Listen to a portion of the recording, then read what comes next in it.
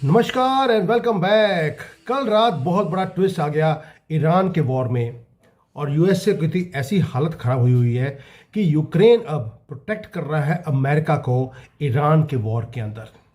आप बोलेंगे यार this is impossible and this is exactly what Zelensky has done. और उसके साथ वो ट्रंप के गुड बुक्स के अंदर भी आ गया। ये नाइटमेयर है ईरान के लिए, अब रशिया के लिए। और एक लॉन्ग टर्म मास्टर स्ट्रोक खेला है उस जोकर ने, ज़ेलेंस्की ने। क्या गेम खेली है, मजा आ गया। अब हो क्या रहा है? हो ये रहा है कि मिडिल ईस्ट के अंदर जो आसमान है उसके अंदर ड्रोन्स घूम रहे हैं।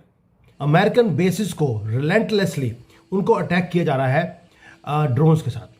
बिगेस्ट प्रॉब्लम वॉशिंगटन के लिए क्या है कि उन्हें बर्न करने पड़ रहे हैं अपनी जो एडवांस मिसाइल्स हैं सिर्फ सर्वाइव करने के लिए। ईरान की रजीम क्या कर रही है, वो ये सस्ते से जो ड्रोन्स हैं उसको भेजती है अमेरिका की तरफ। और अमेरिकन को अपने आप को बचाने के लिए अपनी मिलियंस ऑफ डॉलर्स की मिसाइल्स को यूज़ करना पड़ रहा है उन सस्ते ड्रोन्स के अगेंस्ट।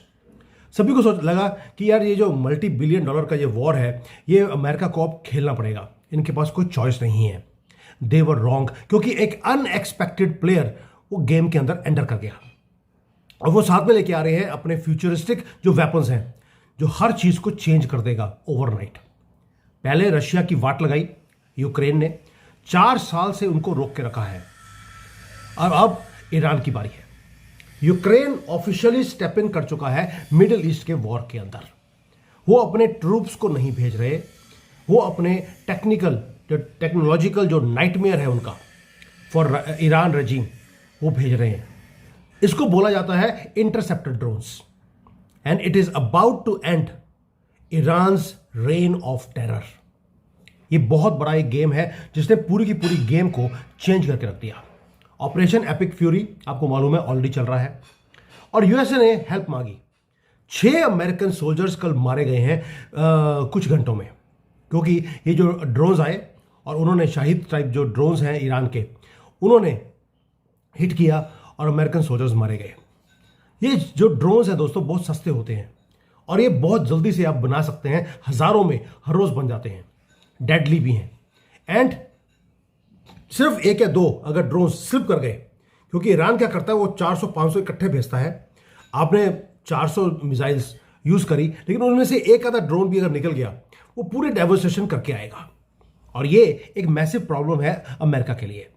हर सिंगल ईरानियन जो एक स्वॉर्म्स का जो फोर्स आती है अमेरिका की तरफ, यूएसए को फायर करने पड़ते हैं मैसिव एक्सपेंसिव इंटरसेप्टर मिसाइल्स।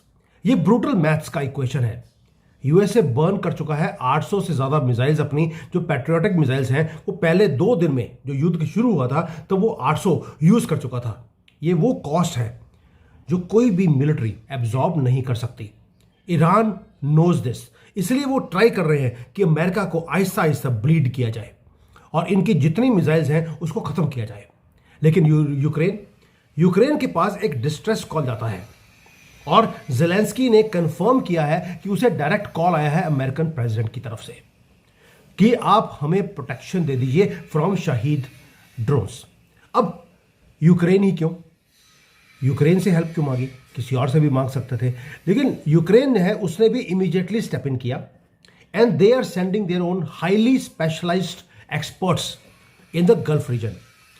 200 से ज्यादा यूक्रेन के जो स्पेशलिस्ट हैं वो ऑलरेडी कतर में, सऊदी अरेबिया में, यूएई में वो पहुंच चुके हैं और वो गारंटी देते हैं कि आपकी सिक्योरिटी, किसको बोल रहे हैं, सऊदी अरेबिया, कतर और यूएई को बोल रहे हैं, आपकी सिक्योरिटी को हम गारंटी देते हैं और हम यहां पर आए हैं, ईरान का कोई भी ड्रोन आएगा उसकी हंटिंग अब हम करेंगे।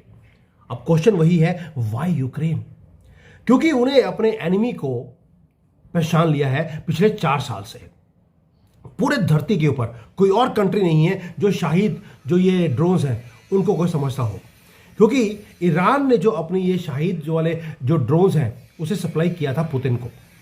4 साल से पुतिन इन ड्रोन्स को यूज कर रहा है और यूक्रेन फाइट कर रहे हैं इस शाहिद स्वॉर्म्स को 4 साल से। They know the tactics, they know कि ये ड्रोन्स हैं उसकी फ्लाइट पाथ कैसे होता है, they know exactly how to destroy them. USA को डेस्परेटली एक जरूरत थी बैटलफील्ड एक्सपर्टाइज की और यूक्रेन हनुमान बन के वहां पहुंच गया। लेकिन नॉलेज तो एक पार्ट है, साथ में फायर पावर भी चाहिए। तो यूक्रेन क्या कर रहा है? यूक्रेन डिलीवर भी कर रहे हैं कि भाई अल्टीमेट सॉल्यूशन, इनके पास स्टिंग एक इंटरसेप्टर ड्रोन्स हैं जो यूक्रेन बनाता है।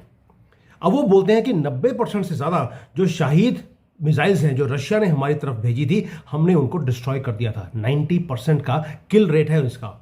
ये 200 माइल्स पर आवर की स्पीड पे चलती है और ये ट्रैक करती है जो टारगेट है उसको ट्रैक करती है मिड एयर। अगर उसको अपने पाथ को एडजस्ट भी करना पड़े तो इनकी जो ये स्टिंग ड्रोन्स हैं वो अपने पाथ को चेंज भी कर लेते हैं। उसे कोई बहुत ज़्यादा मैसिव वो नहीं चाहिए, असला नहीं चाहिए, वॉरहेड नहीं चाहिए। वो सिर्फ थोड़ा सा 100 ग्राम का एक्सप्लोजिव साथ में लेके जाता है और वो काइनेटिक एनर्जी के साथ जो जाता है हाई स्पीड के साथ और जाके कोलाइड करता है ईरान के ड्रोन्स के अंदर। वो जो 100 ग्राम का उसके अंदर जो वो है वॉरहेड है उसी से काम हो जाता है। And this is where the story gets truly insane. Financial maths अगर आप देखें तो पूरा का पूरा गेम फ्लिप हो गया। अब एक रियल सिनेरियो देखते हैं। ईरान ने 5 ड्रोन्स भेजे अमेरिका की तरफ। एक ड्रोन को बनाने की कीमत है $20,000, लेकिन अमेरिका को उसको तोड़ने के लिए अपनी पैट्रियट मिसाइल्स भेजनी पड़ती हैं जिसकी एक एक मिसाइल की कॉस्ट है $4 मिलियन की। यानी कि ईरान ने भेजे सिर्फ $1 लाख के ड्रोन्स और अमेरिका का स्पेंड हुआ $20 मिलियन उस 5 ड्रोन्स को खत्म करने के लिए।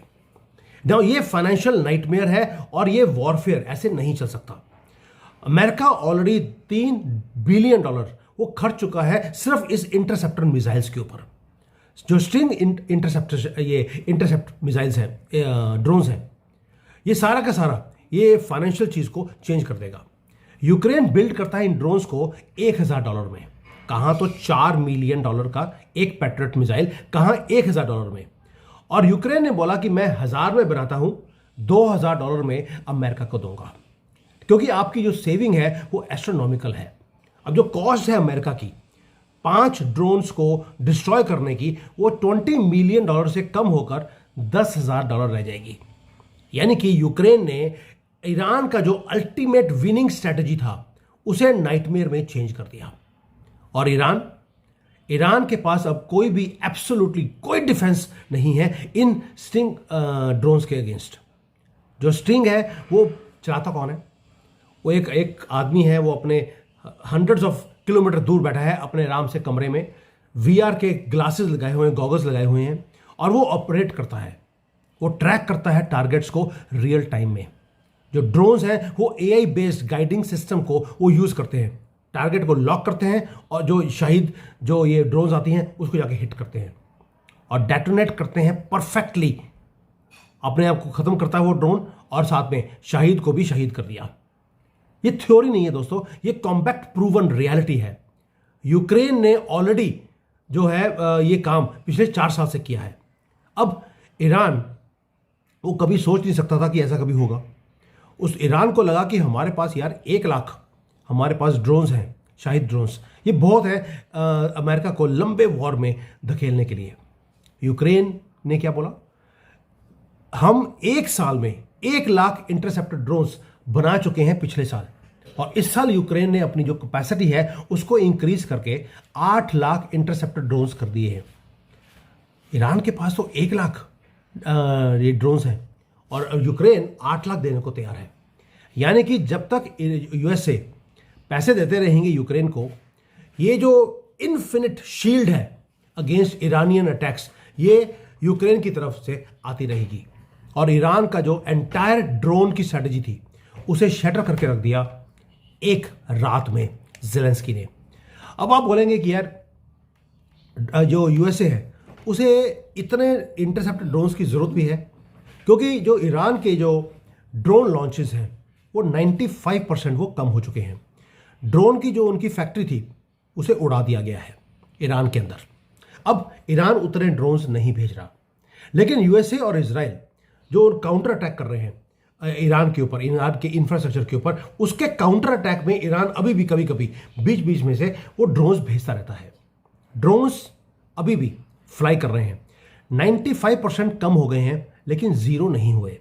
सऊदी अरेबिया ने भी अभी अभी कल 5 ईरान के ड्रोन्स को इंटरसेप्ट किया है जो उनकी ऑयल की फैसिलिटी की तरफ आ रहे थे।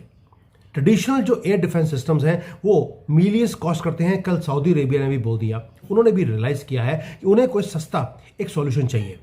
इसलिए जो बिगेस्ट ट्विस्ट है इस वॉर की, यूक्रेन ने एग्जीक्यूट किया है एक जियोपॉलिटिकल मास्टर क्लास। अब वो यूज कर रहे हैं क्राइसिस को, मुझे लगता है वो भी मोदी जी के भगत हो गए हैं, आपदा में अफसर वो ढूंढ रहा है ताकि उसके पास, जेलेंस्की के पास एक अनटचेबल एक लीवरेज आ जाएगा। यूक्रेन ने अमेरिका को क्या बोला और साथ में जो मिडिल ईस्ट की कंट्रीज हैं, सऊदी अरेबिया, कतर, यूएई, सबको बोल दिया कि मैं आपको 1000 इंटरसेप्टर ड्रोन्स हर रोज के दे सकता हूं। इसका मतलब है कि मैसिव इनकम यूक्रेन के पास आने वाली है हर रोज की, और वो जो पैसा है वो यूक्रेन इमीडिएटली यूज करेगा किसके लिए? रशिया को डिस्ट्रॉय करने के लिए और हथियार खरीदेगा। प्रेसिडेंट जेलेंस्की ने क्या बोला? बोल मैं लंबी गेम खेलने के लिए अब रेडी हूं, मैं ट्रेड करूंगा, अपने ड्रोन्स दूंगा आपको, अपनी एक्सपर्टीज दूंगा आपको, लेकिन उसके बदले में मुझे आपके हाई टेक जो वेपन्स हैं वो मुझे चाहिए ताकि मैं रशिया की वाट लगाता रहूं। यूक्रेन को एडवांस्ड एयर डिफेंस सिस्टम्स चाहिए ताकि वो रशिया की जो मिसाइल्स आती हैं उसको रोक सके। वो ट्रेड कर रहा है, अब जो चीज़ जेलेंस्की को चाहिए वो ले रहा है, और जो अमेरिका को चाहिए, जो मिडिल ईस्ट की कंट्रीज को चाहिए, वो उनको दे रहा है। Ukraine is making it self completely indispensable. दोस्तों, मैं ये वीडियोस इसलिए बनाता हूं क्योंकि अगर आप कॉर्पोरेट का काम करते हैं, आप जॉब करते हैं, आपको कल को लाइफ में राइज करना है, ये स्ट्रैटेजीज जो आज आप सीख रहे हैं फ्री ऑफ कॉस्ट, ये आपको काम आएंगी। और ये प्रूव करता है कि ये जो स्ट्रैटेजीज हैं आज वॉर में जो हो रही है, डिफिकल्ट टाइम्स में आप कैसे सर के ऊपर हाथ रख के नहीं बैठते, आप उस वक्त डिसीजंस लेते हैं। डिसीजन वो वाला जो कोई और यूज ना कर सके। और मैं हमेशा बोलता हूं कि फंसी में पैसे होते हैं। फंसी में पैसे का मतलब है जब कोई आदमी फंसा होता है तब आप जितना मर्जी पैसा आप डिमांड कर लीजिए वो आपको मिलेगा। इसलिए वकील, डॉक्टर, पुलिस वाले, ये सभी, इवन कि हमारे बिके हुए जजेस 15-15 करोड़ रुपए देके देखिए कैसे जजमेंट देते हैं और अपनी लाइफ आराम से जी रहे हैं। अब यूक्रेन ने कंप्लीटली अपने आप को इंडिस्पेंसिबल बना दिया, और उसने साथ में ये भी प्रूव कर दिया अमेरिका को कि मेरी लॉयल्टी आपकी तरफ है। वो भी कब? When it matters the most. वो ऐसा एक जो मैसिव, जिसको बोलते हैं scoring, they are scoring massive points with Washington.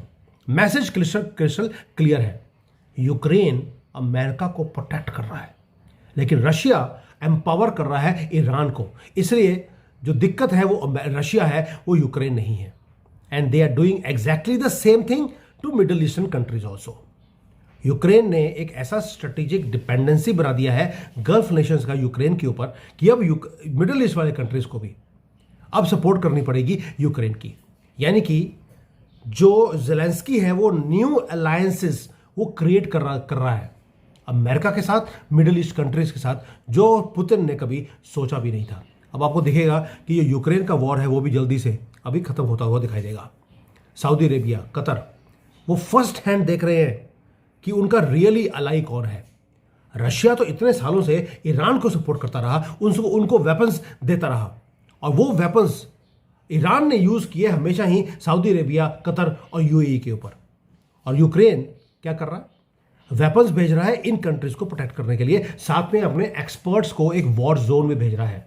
दोस्त कौन और दुश्मन कौन, ये सामने उसने रख दिया है जेलेंस्की ने। ईरान का जो अल्टीमेट ट्रम्प कार्ड था उसे न्यूट्रलाइज कर दिया है कल रात को। उनके ये सस्ते डेडली ड्रोन्स शाहिद, ये स्वॉर्म्स में भेजते हैं दूसरे कंट्री की तरफ। अब उन्हें उनसे भी सस्ता, क्योंकि जो शाहिद एक ड्रोन है वो आता है $20,000 में, और यूक्रेन उसको खत्म कर रहा है $2,000 के एक ड्रोन के साथ। It is much more cheaper and far more lethal.